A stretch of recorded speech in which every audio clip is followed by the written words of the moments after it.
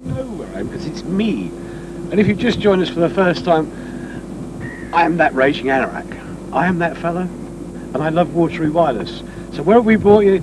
We've brought the MediaZooTV mob down to the coast with a lorry in the background. But never mind, it's real. The seagulls are real as well. This is not a tape. There are no sound effects, and we've come to see the Radio Caroline ship. It's over there. Look, in its splendid glory.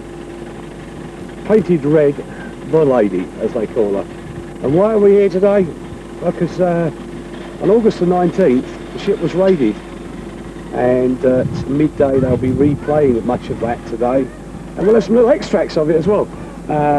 Hopefully, if we can find our way around, we'll be paddling out on a ship to go to that ship, if you follow my logic. And David, the cameraman, will probably get seasick. It's as calm as a mill pond. It's about 2 yards, and David stopped it. We're just going to have fun and go and play watery wireless for the day. So anyway, stay with us. Dave's behind the camera. Ish, yes, that's his interpretation of the boat rocking. Sad, really. And we'll show you around the ship a little bit later on with Peter Moore. Don't go away. Crikey, that was quick. Have you recovered from being poorly? Are you still feeling seasick? This thing is like a mill pond today, but what can I tell you? We're on the Ross Revenge, the radio ship of Radio Caroline, with all sorts of geezers running around. Somebody's making rude suggestions from the other room, but it doesn't matter. This guy looking nonchalant up to my left, yes, left, is Peter Moore, the general manager, station manager, who's just been broadcasting rather an emotive plea, I think, to almost let me go and play big wireless again on the seas. Ish. Oh no, we don't expect anybody's going to let us do that. We've got to find a new future for this interesting vessel, but of course retaining it as our base. Well, one of the reasons we're here today is because you actually let people come and see the history of the ship, which is quite an important part of radio history in my book. Well, I think it is, because Radio Caroline's been operating now for 33 years or so, and for almost all its history and career, it's been invisible.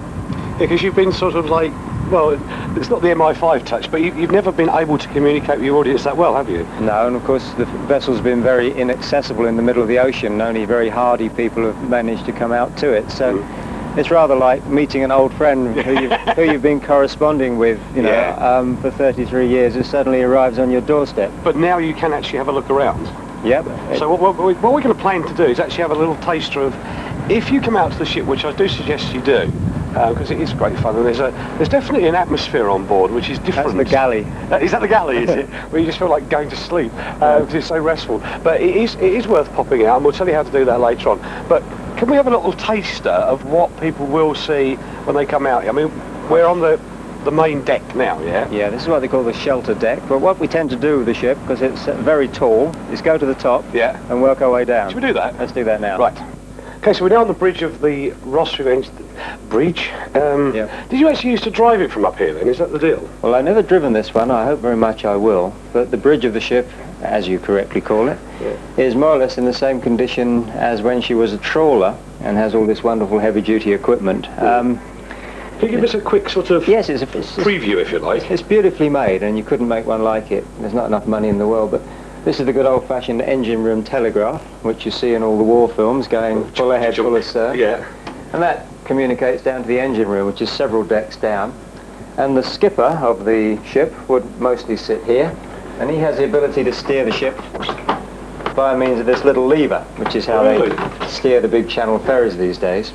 But also... Because I've just suddenly realised there's no big wheel. Well, I'll show you a wheel in a minute. The wheel is not essential. I mean, here is a nice old-fashioned binnacle compass, which I'm afraid... What does that mean in non-sea sort of speak? It shows you which way you're going. Oh, that'll do. And I'll with that. I suppose I have to sadly say that one day this will end up in a theme pub, but not for many years yet. Good. And if we go slightly further into the centre of the bridge, here is the wheel that you mentioned, which actually is just like an electrical switch, which communicates down to the steering compartment at the back of the ship. It's not sort of huge change in old-fashioned technology. It's actually quite new technology then. Just a switch.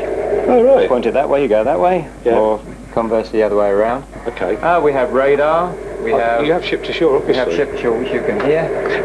Currently, although you're moored here at Sheppey, doing your temporary broadcast, do you have to sort of conform to the normal sea qualifications, effectively? Well, we don't have to conform to full marine specifications because we're anchored firmly fore and aft on 2 big mooring buoys, but we do have to keep listening to this VHF on a continuous basis in case we're called up or in case we require to send a message or we see a situation of distress. So the bridge is usually manned. Most of this gear is in working order, I'm glad to say, because we've spent several years repairing it, and our ambition is shortly to have everything working, and perhaps we'll get then the marine equivalent of an MOT certificate, and perhaps I will become the driver after all. Which would be nice. So yes, we have engine controls, propeller pitch controls, automatic pilot, radar, fish finder, which we don't actually need these days, and all the normal facilities for a 1,000-ton ocean-going ship. 1,000-ton. Oh, yeah, right, okay. Right, but back to the radio a minute, because if I remember rightly, the room next door to this used to be your newsroom, didn't it, in the offshore days? Everything has a dual function. This is the newsroom and the chart room. Let's go and have a look. Okay, so we've now moved into what was your newsroom, chart room before that as a trawler, I guess. That's right. And today, your sales office, effectively. That's correct. Talk about multi-function. So, okay, what was it like when it was a newsroom as such? It was really very basic, but it worked. The news came into the ship from news reports from other stations and television. You nicked them. Well, basically, yes. And it was rewritten in a subtle way, and although it's all very cluttered now, the newsreader would connect down to the studio using this panel here and a microphone which is not present at the moment, give out his news, and then go back to the programmes. There was a teletext television in the corner there. That is a subtle hint as to where some of the news came from. But the original function was as a chart room for the ship. You still got chart? Oh, you have? We have charts of all distant waters, Murmansk and places like that, where the vessel used to go in its original role. Because there was a sister ship to this as well originally, wasn't there? Oh, there are various. Yeah. There's, they call them cat boats. I don't really know why. No, bloody fine. Well, I think some of the fleet were Jackal, Tiger, etc. How this one became Revenge, I don't know. Because Revenge isn't a cat. But this was a chart room, and this Dalek device here is a gyroscopic compass, which does still function and is very accurate, although we have no use for it at the present time. The purpose of this was when the Ross Revenge was so far into the Arctic Circle that the magnetic compass wouldn't function. So this is a gyroscopic compass, which isn't affected by the changing magnetic field. It's all such durable gear that it's still serviceable.